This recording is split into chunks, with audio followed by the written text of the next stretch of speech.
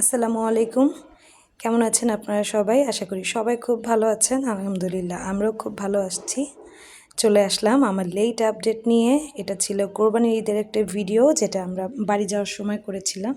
আর কাউন্টারের অবস্থা দেখেন, খুব খারাপ অবস্থা। এত ভিড় ছিল যা বলার বাইরে। আসলে যখন দেখছেন আমরা গাড়িতে উঠে পড়েছি, এটা খুবই কষ্টদায়ক একটা সময় ছিল, যেটা ঈদের সময় হয় আর কি সবার সাথে। ৮টার গাড়ি এসে পৌঁছেছে ৯টা ৩৫-এ, আর গরমে অবস্থা খারাপ। এসি গাড়িটা পেয়ে আলহামদুলিল্লাহ আল্লাহর কাছে অনেক শুকরিয়া করছিলাম যে গাড়িটা অবশেষে পেয়েছি, তো একটু স্বস্তির নিঃশ্বাস ফেলতে পেরেছি।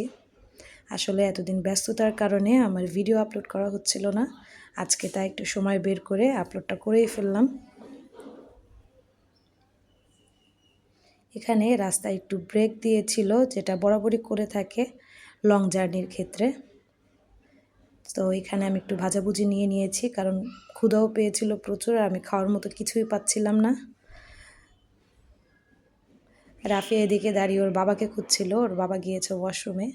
আর ইমাদের গাড়িগুলোতে এই জায়গাটাতেই ব্রেক নেয়, যেটা আমার একদমই ভালো লাগে না। এই জায়গাটা আসলে খাওয়া দাওয়ার কিছুই পাওয়া যায় না, তাছাড়া ওয়াশরুমটাও সেরকম একটা ভালো না, ইউজ করার মতো না আর কি।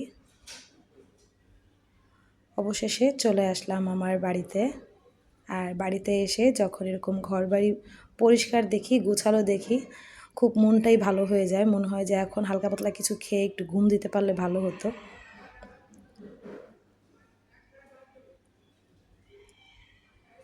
এটা ছিল পরের দিন, মানে কোরবানির দিন আর কি। আমি জানালা দিয়ে দেখছিলাম রাস্তায় গরু কাটা হচ্ছে, আর রাফিয়াকেও একটু দেখাচ্ছিলাম, কারণ ওর বাবা সবাই নামাজে গিয়েছে, আর সেখান থেকে ওরা গরু যেখানে কাটছে সেখানে গিয়েছে। ওকে নিয়ে যাওয়ার মতো কেউ ছিল না যে ওকে একটু ঘুরতে যাবে।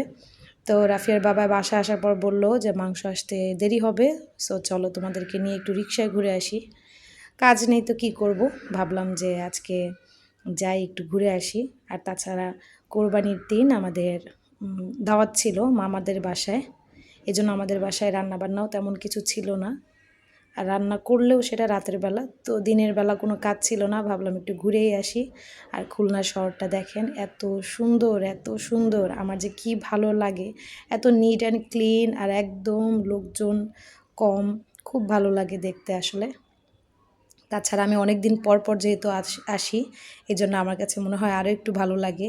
নিরিবিলি একটা জায়গা, কিন্তু এমন কোনো কিছুর অভাব নেই আলহামদুলিল্লাহ। ঘুরে ফিরে নিজের এলাকায় চলে আসলাম, আর একটু পরে রেডি হয়ে চলে যাব মামাদের বাসায়। এটা ছিল মামাদের বাসার একটা ক্লিপ।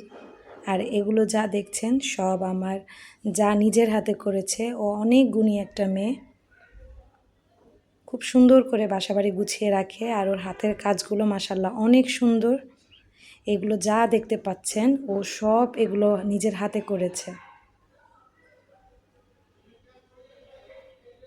এই যে যত টবগুলো দেখতে পাচ্ছেন, এগুলো কিন্তু একদম ইউজলেস কিছু কিছু পট আছে, সেগুলো ও হাতের কাজ করেছে। এই যে এখানে ক্লে দিয়ে এগুলো সব বানিয়েছে। আমি জাস্ট ওর বাসায় গেলে আমি তাকিয়ে থাকি ও কীভাবে কী করে। এগুলো প্লাস্টিকের কিংবা মাটির জিনিসগুলোতেও ও একটু এঁকে এঁকে সব মানে সুন্দর করে গাছ লাগিয়ে রাখে, আর গাছগুলোতে মাশাআল্লাহ অনেক যত্ন করে, যার জন্য ওরকম রেজাল্টও পায় মাশাআল্লাহ ভালো।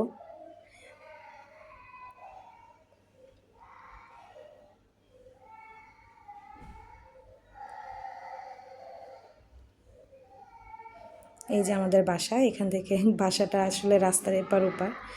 এটা দুপুরের দিকে আমরা খেয়ে দিয়ে আসার পরে আমাদের মাংস চলে এসেছিল, তো রাফিয়ার বাবা এগুলো ভাগ করতে বসে পড়েছে।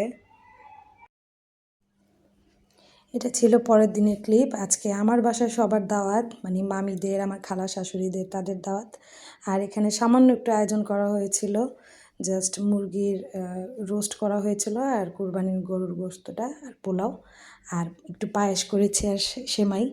আহ, যদিও আমার একার পক্ষে এতটুকুই করা পসিবল হয়েছিল, আগের দিন জার্নি করে গিয়েছি, এর চেয়ে বেশি আর কিছুই করতে পারিনি।